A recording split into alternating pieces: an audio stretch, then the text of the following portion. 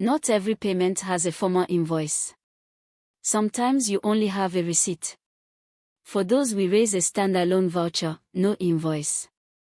But because there is no invoice to inherit the accounts from, we must first tell ZetaFisc which accounts payable account standalone vouchers should post to. We set that once in company settings. We confirm the inception year, then map the accounts payable account that standalone vouchers will use. And we save the company settings.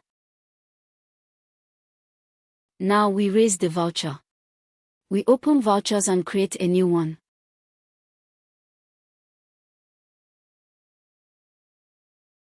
We choose who we paid, Prime Logistics, and we leave the invoice field blank, because there is no invoice, only a receipt. We pick how it was paid, cash, and set the date. Because there is no invoice, we tell the system which expense account this belongs to, and enter the amount from the receipt, 85,000 naira. It was a simple cash receipt, so no VAT or withholding applies. Now the important part, we attach the receipt itself to the voucher, so there is always proof of what was paid. The receipt is attached. We create the voucher.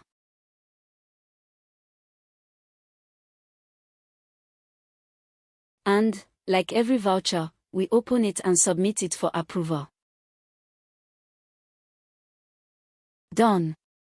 A standalone voucher with no invoice, paid against a receipt, and the receipt attached as proof, then sent for approval like any other payment.